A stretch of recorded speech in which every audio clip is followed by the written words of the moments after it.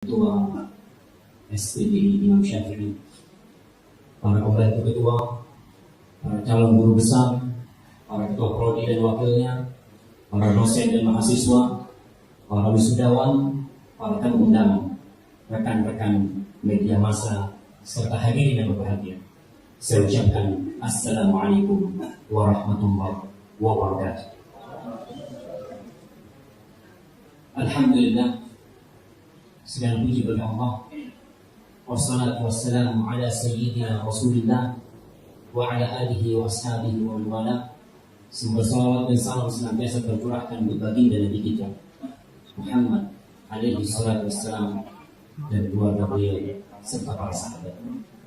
Pertama-tama saya mengucapkan selamat kepada para wisudawan program sarjana, program studi ahwal syakhsiyah dan program studi ulumul hadis yang hari ini telah menyelesaikan program pendidikan strata 1. Ini tentu menjadi langkah awal untuk memasuki gerbang pengabdian yang baru dalam melaksanakan tridharma perguruan tinggi, yang salah satunya adalah pengabdian kepada masyarakat, pengabdian kepada bangsa dan negara kita tercinta, dan pengabdian kepada seluruh masyarakat dunia. Karena risalah Islam adalah risalah yang universal, tidak terbatas dengan dimensi ruang atau waktu.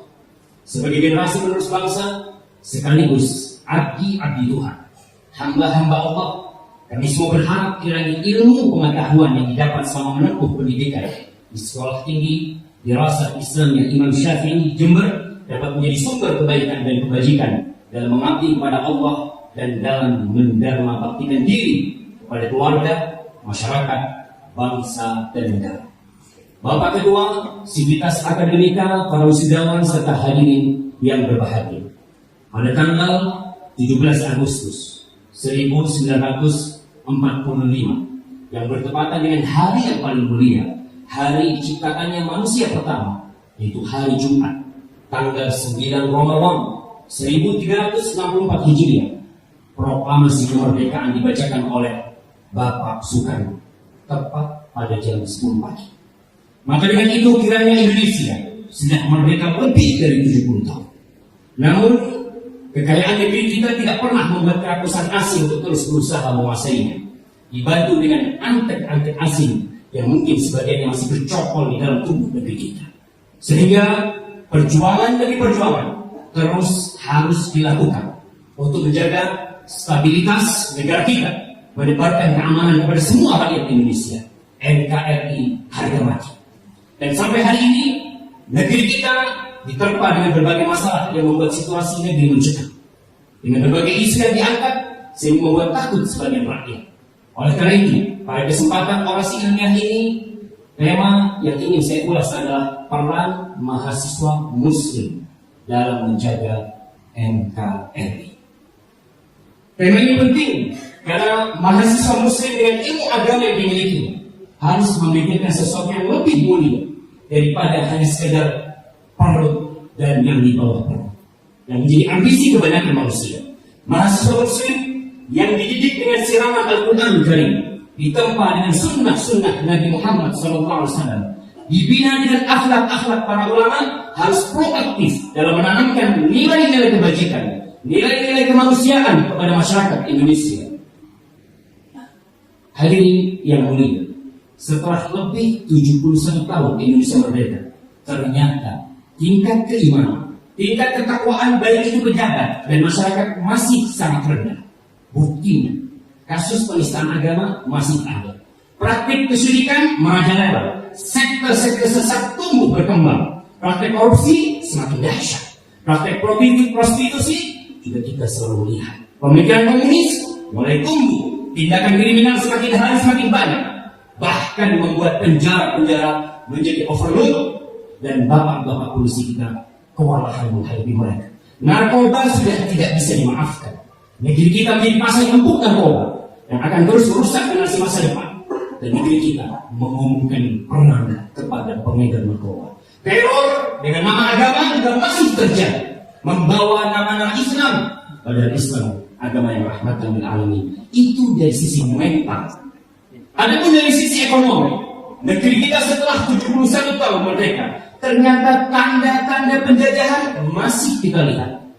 Presiden pertama, proklamator negeri ini, Bung Karno, pada tahun 1930 menulis di Harian Suluh Indonesia tentang ciri-ciri ekonomi negeri jajahan. Pertama, negeri tersebut dijadikan sebagai sumber bahan baku murah oleh negara-negara industri dan kapitalis yang menjajahnya.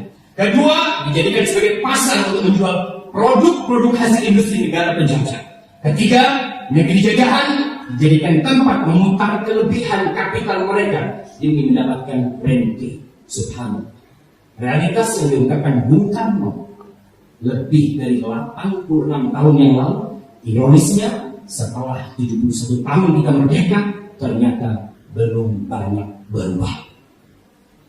Bapak Ketua Sivitas Akademika, para wisudawan serta hadirin yang berbahagia, itu semua menjadi tantangan bagi mahasiswa muslim untuk merubah negeri ini menjadi lebih baik, untuk menjaga negeri ini dari segala makar, baik itu internal atau eksternal.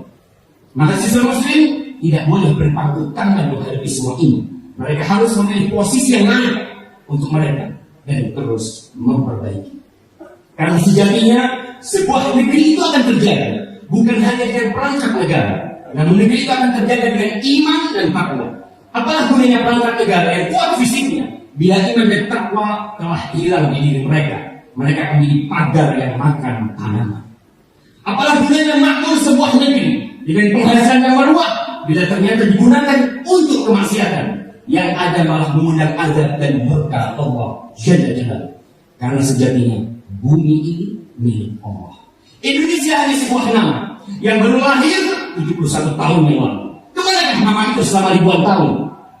Amerika hanya sebuah nama yang lahir pada tanggal 4 Juli 1776. Bumi siapakah sebelum Amerika memberikan nama? Bumi Allah. Ingatlah Allah berfirman, ketika Nabi Musa dikejar-kejar oleh Fir'aun, Nabi Musa mengatakan kepada kaumnya, qala Musa liqaumihi ista'inu billahi wasbiru innal arda lillah yurithuha man yasha'u min ibadihi wal aqibatu lil muttaqin. Al-A'raf 128. Musa berkata kepada kaumnya, mohonlah pertolongan kepada Allah dan bersabarlah. Sesungguhnya bumi ini kepunyaan Allah. Dipusakakannya kepada siapa yang dikehendakinya dan hamba-hambanya, dan kesudahan yang baik adalah bagi orang-orang yang bertakwa. Bapak Ketua Sivitas Akademika, para wisudawan serta hadirin yang berbahagia, peran mahasiswa muslim dalam menjaga bumi Allah ini membutuhkan pengorbanan yang besar dan totalitas, bukan mengharapkan gaji dari pemerintah atau bintang jasa dari negara. Karena kalau hanya itu yang diharapkan, Allah tidak akan ikhlas. Allah hanya menjadi budak harta dan martabat. Namun mahasiswa muslim melakukan semua itu karena mereka adalah abdi Allah sebelum menjadi abdi negara. Bapak Ketua Sivitas Akademika, para wisudawan serta hadirin yang berbahagia, maka peran mahasiswa muslim dalam menjaga keutuhan NKRI adalah dengan mengajarkan ilmu agama yang benar. Karena kebodohan adalah sumber bencana. Menumbuhkan keimanan dan ketakwaan kepada semua anak bangsa, baik rakyat jelata atau penguasa. Memahamkan kepada mereka Al-Quran Karim, kitab suci yang merupakan sumber hidayah. Mengajak mereka untuk kembali kepada Islam yang benar, bukan sepotong-potong, baik dalam hubungan dengan Allah atau hubungan dengan manusia. Di antaranya, jelaskan kepada masyarakat bagaimana Islam mengajarkan hubungan antara rakyat dengan pemerintah. Rakyat harus taat dan patuh kepada penguasa, kepada pemimpin, walaupun dia boleh, dengan tetap memberikan masukan dan nasihat kepada pemerintah dengan cara yang santun dan sesuai dengan syariat. Penanaman nilai-nilai kebajikan harus menggunakan semua sarana yang ada. Pertama, memanfaatkan mimbar Jumat. Yang kedua, sekolah-sekolah. Yang ketiga, media cetak dan elektronik. Yang keempat, jejaring sosial, Facebook, Twitter, apa saja yang ada, manfaatkan untuk mendapatkan nilai dari kebajikan. Yang kelima, masuk ke dalam lembaga-lembaga negara dengan memberikan penyuluhan agama kepada abdi-abdi negara. Yang keenam, memberikan penyuluhan kepada instansi-instansi swasta. Dalam semua itu hendaklah mereka menjadi koordinasi yang baik dengan pemerintah setempat. Bapak Ketua Sivitas Akademika, para wisudawan serta hadirin yang berbahagia. Selain itu juga, mahasiswa muslim harus gencar membongkar dan memperingatkan umat dari bahaya-bahaya yang mengancam keutuhan NKRI, seperti pemurtadan, yang semangat mengancam umat Islam, pada itu menyalahi keputusan bersama Menteri Agama dan Menteri Dalam Negeri nomor 1 tahun 1979 tentang cara pelaksanaan penyiaran agama dan bantuan luar negeri kepada lembaga keagamaan di Indonesia. Gerakan ini mendapatkan dukungan dan masif karena berkurangnya umat Islam di negeri ini akan menjadi ancaman buat negeri ini. Yang kedua, PKI atau komunis yang kita semua sudah tahu mereka pernah mengunculkan jalan umara dan ulama. Mereka mengunculkan jalan umara dan ulama negeri ini. Sekte Syiah yang sejarah juga membuktikan bahwa negeri menjadi kacau karena gerakan mereka masuk ke dalam negeri tersebut. Khawarij, pemikiran-pemikiran yang gampang mengkafirkan sana, mengkafirkan sini, mengkafirkan pemerintah, yang ujung-ujungnya adalah membom sana, membom sini, memberikan teror kepada negeri kita dengan nama agama, dan ini sangat membahayakan NKRI.